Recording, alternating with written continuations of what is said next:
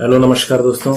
आज हम बात करते हैं भारत और चाइना के रिश्तों के बारे में, जिसमें हम फैक्ट के बारे में बात करेंगे जिनके बारे में आपने बहुत ही कम सुना है। तो चलिए शुरू करते हैं पहले फैक्ट के बारे में। अक्साई चीन का एरिया स्विट्जरलैंड के बराबर है, यानी कि बहुत ही मजेदार फैक्ट। और फैक्ट नंबर दूसरा है, भारत और चीन सीमा विवाद पर लिखी गई 3 किताबें हैं। जो सबसे पॉपुलर है वो है इंडिया चाइना वार, जिसके लेखक है नेवी मैक्सवेल। दूसरी किताब है इंडिया चाइना बाउंड्रीज प्रॉब्लम और तीसरी है हिमालयन ब्लंडर। ये दोनों किताब, दूसरी और तीसरी किताबें ब्रिगेडियर जेपी दलवी साहब ने लिखी हैं, जो बहुत ही अच्छी बुक्स हैं। इसमें आपको बॉर्डर के बारे में और कब से क्या समझौते हुए हैं, तो इनको जरूर पढ़िएगा आप अगर समय मिले तो। इंग्लिश में 3, भारत और चीन के बीच एलएसी का निर्धारण भारत आजाद होने के 66 वर्ष यानी अप्रैल 2013 में किया गया। यानी मतलब भारत ने इस मामले में बहुत देरी कर दी। समझने के लिए 66 वर्ष लगे कांग्रेस सरकार को, जिसने बहुत बुरी तरीके से चाइना से मार। नंबर 4, 1865 में भारत चीन सीमा का सर्वेक्षण करने आए थे विलियम जॉनसन ने सर्वे किया और अक्साई चीन को जम्मू का हिस्सा बताया। ये सबसे बड़ी बात है। ये 18,000 किलोमीटर का हिस्सा था और जम्मू के जब राजा को ये दिखाया गया तो उनको बहुत आश्चर्य हुआ और उन्होंने इस बारे में चाइना से बात भी की, लेकिन चाइना ने इसका कोई रिस्पॉन्स नहीं दिया। उस समय इस क्षेत्र पर किसी का भी अधिकार नहीं था। ये एक बंजर इलाका है जिस पर मानव रहित इलाका है और पहाड़ी, बहुत घनघोर पहाड़ों से घिरा हुआ इलाका है।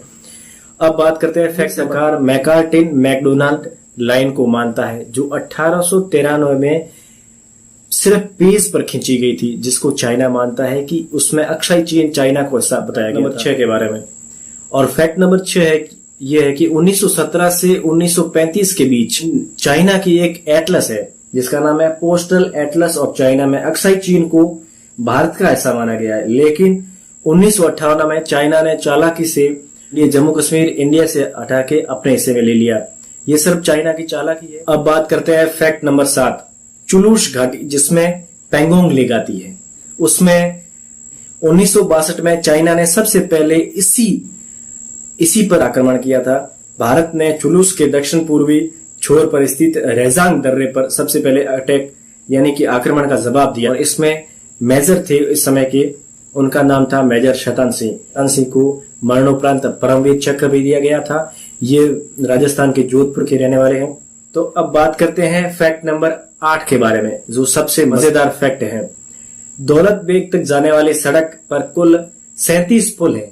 आप सुनिएगा, 37। लंबाई 350 किलोमीटर के आसपास ही है, लेकिन इतना डिफिकल्ट रास्ता है जिसको बॉर्डर रोड ऑर्गेनाइजेशन ने कुल मिला के दिए कि 14 महीने में ये इसका काम पूरा हो गया और इस पे -50 डिग्री तक भी तापमान जाता है। कहीं कहीं इसकी 4000 मीटर की ऊंचाई है, कहीं पर 5000 मीटर की ऊंचाई है। यहाँ पर मजदूरों को ले जाने के लिए ट्रेनिंग दी जाती है विशेष, जिनमें 15 दिन की ट्रेनिंग होती है। उसके बाद ही मजदूर। इसके बाद बात करते हैं फैक्ट नंबर 9, पेंगोंग झील के 8 फिंगर्स है, यानी कि 8 फिंगर्स मतलब हथेली के आकार की है। इसकी वजह से इन्हें 8 फिंगर्स भी कहते हैं, जिस पर चाइना का अधिकार है 4 पे और भारत का भी 4 पर अधिकार है। लेकिन चाइना कहता है कि 6 फिंगर्स है उस पे चाइना अपना अधिकार जताता है, लेकिन 4 पे भारत का अधिकार है और ये पर्वतों के बीच हथेली के आकार का बना हुआ है। और उसके बाद सबसे मजेदार फैक्ट के बारे में बात करते हैं। फैक्ट नंबर 10 के बारे में बात करते हैं। अक्टूबर 1962 में भारत और चीन के बीच युद्ध हुआ था, लेकिन एक अब फैक्ट आ रहा मजेदार। 27 जून 1963 को ए मेरे वतन के लोगों लिखा गया था और लता मंगेशकर गाया था दिल्ली के अंदर, और उस पे नेहरू जी रोए भी थे। 1 साल बाद लिखा गया था भारत और चाइना की युद्ध